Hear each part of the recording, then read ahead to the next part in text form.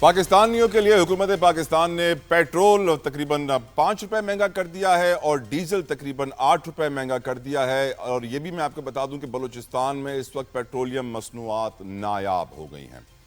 वजह Iran border का बंद होना और उसके बाद ईरानी तेल की तरसील बंद होना, जिससे सप्लाई चेन मैनेजमेंट की ज़रूरत पड़ गई है। और अब वहाँ बताया जा रहा है, ज़रा ये कह रहे हैं कि कोयटा में 70% पंप्स बंद हो गए हैं। तर्जुमान बलूचिस्तान हुकूमत शाहिद रिंद तरदीद कर रहे हैं, कह रहे हैं फेक न्यूज़। वफाकी वजीर पेट्रोलियम अली परवेज़ मलिक कह रहे हैं फेक न्यूज़, हमारे ज़खायर बहुत मौजूद हैं। इसीलिए मैंने गुजारिश की अपने मोहतरम सीनियर जिनसे हमने बहुत कुछ सीखा है कि वो आएँ मेरे शो में, उसको चार चांद भी लगाएं और अपनी इन्फॉर्मेशन भी हमारे साथ शेयर करें। मैं वेलकम करना चाहूँगा शहजादा जुल्फ़िकार साहब को। न सिर्फ सीनियर सहाफ़ी हैं, सदारती प्राइड ऑफ परफॉर्मेंस से भी नवाजा गया है आपको, और आपकी खिदमत हमेशा याद रखी जाएंगी और बलूचिस्तान में आपका दिल धड़कता है। शहजादा साहब अस्सलाम वालेकुम, बहुत शुक्रिया सर आपके वक्त के लिए। शहजादा साहब, पहले तो आप मुझे बताइए सर ग्राउंड रियलिटी क्या है सर? क्या आप देख रहे हैं कि पेट्रोलियम प्रोडक्ट्स की शॉर्टेज हो गई है, पंप्स बंद हो गए हैं, ईरान इजराइल की जो जंग है उसके असरात बलूचिस्तान पर आ चुके हैं? शहजादा साहब देखें, बिल्कुल एक तो अच्छा खासा बलूचिस्तान, बल्कि आपके जो सिंध के कुछ एरिया, पंजाब के कुछ एरिया, ये तमाम आपका जो ईरानियन डीजल पेट्रोल ये सारा पहुंचता था स्मगल होकर। गवर्नमेंट ने एक फैसिलिटी दी हुई थी उन लोगों को जो बॉर्डर एरिया डिस्ट्रिक्ट हैं उनको, या बॉर्डर एरिया के किसी हद तक बलूचिस्तान के उन इलाकों में। अब ये हुआ कि कुछ दिन पहले ये ईरान और इसराइल ईरान ये एक्सप्लेनेशन हुई है, उसकी वजह से उन्होंने पेट्रोल डीजल उससे पहले बंद कर दिया था। अच्छा, ये फर्क पड़ा। अब जैसे सरियाब रोड का, अभी मुझे कोई बता रहा था, सरियाब रोड बहुत मारूफ रोड है, उसमें जितने पेट्रोल पंप हैं वो मिनी पेट्रोल पंप नहीं, बाकायदा पेट्रोल पंप सब बंद है। सब बंद है। अब क्यों बंद है? वो इस वजह से बंद है कि तमाम वो उनको पीएसओ का कोटा भी मिलता है, वो उसको एयरफेयर कर देते हैं और ईरानी पेट्रोल और डीजल वो बेच देते हैं सारा।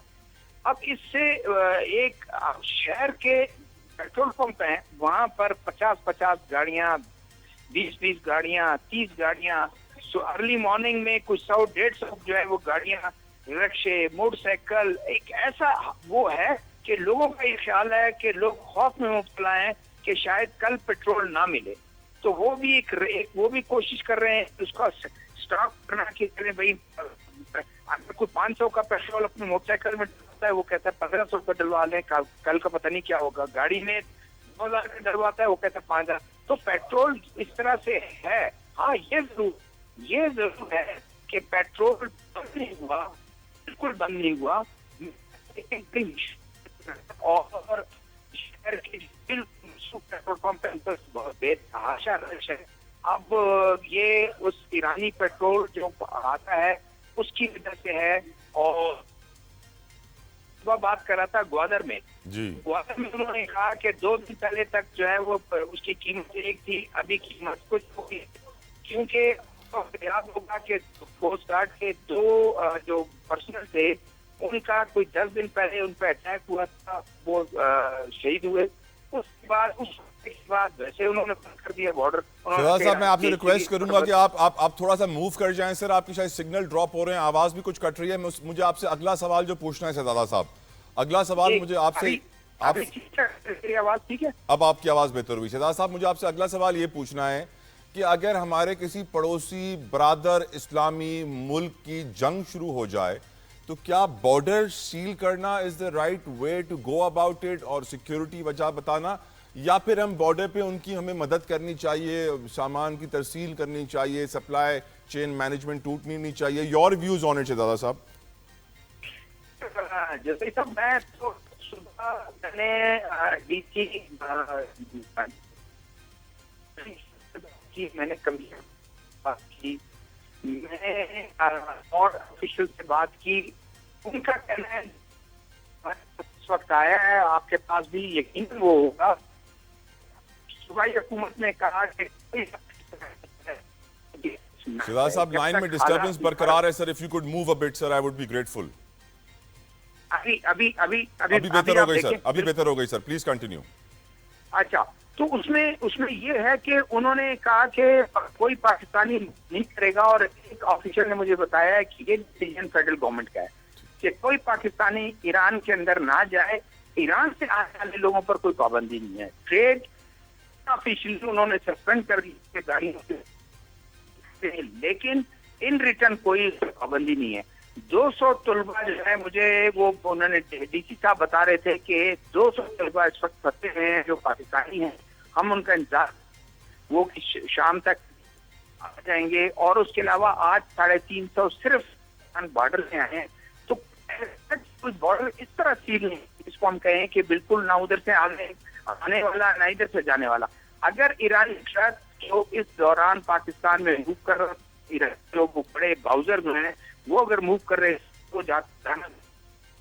थैंक यू शहजादा जुल्फिकार साहब, आपके वक्त के लिए बेहद मशकूर, शुक्रगुजार हूं सर। आप अपना कीमती वक्त हमारे लिए निकालते हैं, गुफ्तगू को आगे बढ़ाएंगे। मेरे साथ इस वक्त ज्वाइन कर चुके हैं प्रोग्राम में बैरिस्टर तैमूर मलिक, पाकिस्तान तहरीक इंसाफ। तैमूर मलिक साहब अस्सलाम वालेकुम, थैंक यू आपके वक्त के लिए। मलिक साहब, इस वक्त ईरान इजराइल जंग हम जानते हैं अपने उरूज पे पहुंच चुकी है, और पाकिस्तान को आपकी नज़र में क्या तैयारी करनी चाहिए? जो हमने अभी तक पॉलिसी इख्तियार की हुई है कि हम अपना एटम बम सिर्फ अपने दिफा में इस्तेमाल करेंगे, आपकी नज़र में ये पॉलिसी कैसी है और इसका इम्पैक्ट पाकिस्तान पे आएगा या नहीं आएगा? नेतन्याहू तो ओपनली कह चुका है कि सर ईरान के बाद Pakistan is the biggest threat for Israel. How do you see this situation? Taimur Malik साहब। जी बिस्मिल्लाहिर्रहमानिर्रहीम। थैंक यू तला साहब शो पे बुलाने के लिए भी, और ये बहुत आपने एक अहम सवाल किया है बतौर बैनुल अक़वामी कवानीन के एक तालिब इल्म के तौर पर और जियो पॉलिटिक्स को देखते हुए भी मैं ये कहूँगा कि देखें, एक हम जोश से बात करते हैं और हम कहते हैं कि जी पाकिस्तान का जो एटम बम है वो एक मुस्लिम बम है, इस्लामिक बम है, और इस तरह की बातें होती हैं। लेकिन हकीकत ये है, और हमें ये चीज़ समझनी भी चाहिए, कि पाकिस्तान एक बहुत रिस्पॉन्सिबल न्यूक्लियर स्टेट है। पाकिस्तान का न्यूक्लियर प्रोग्राम जो है वो बहुत मुश्किल से, बहुत मेहनत से बनाया गया है, और पाकिस्तान का न्यूक्लियर प्रोग्राम और पाकिस्तान की मिनिमम क्रेडिबल डेटरेंस एस्टेब्लिश करने के लिए है, पाकिस्तान के दिफा के लिए है। तो जाहिर है कि दिल तो चाह सकता है और चाहना भी चाहिए, मुस्लिम उम्मा को सबको इकट्ठे होना चाहिए इस चीज़ के ऊपर। पर क्या एक एटम बम जैसी चीज़, मैं तो ये कहूँगा कि अल्लाह ना करे कि पाकिस्तान को अपने दिफा के लिए भी कभी इस्तेमाल करने की जरूरत पड़े। हाँ, हमारी वो क्रेडिबल डेटरेंस करने के लिए है, और उसके ऊपर आपको पता है कि दुश्मन ममालिक के साथ, मुल्क के साथ हमारी बड़ी वाज़ेह पॉलिसी है कि अगर हमारी सालमियत को खतरा होगा तो फिर हम जीतेंगे नहीं, लेकिन उससे पहले हम इस्तेमाल भी नहीं करेंगे अपने खामखा के अंदर। तो देखें, उसको सबको देख के ये चलना चाहिए। अब दूसरी बात है कि पाकिस्तान इन हालात में कर क्या सकता है। पाकिस्तान एक बहुत अहम और वाहिद न्यूक्लियर पावर्ड नेशन है इस्लामिक उम्मा का, और OIC का एक बहुत अहम रुकन है। मैंने पहले भी बात की है कि OIC इस सारी चीज में कहाँ गायब है, बिल्कुल खामोश है।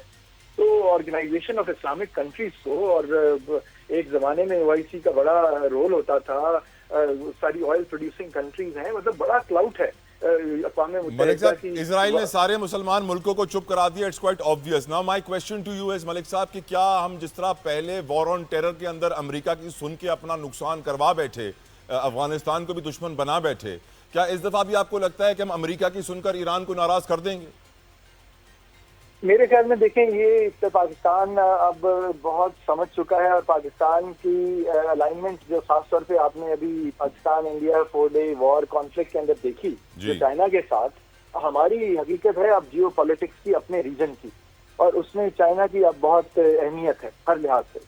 तो मेरे ख्याल में ये अमेरिका को भी पता है और ये पाकिस्तान को भी पता है। यानी आप कह रहे हैं जब चाइना उठेगा तो इजराइल बैठ जाएगा?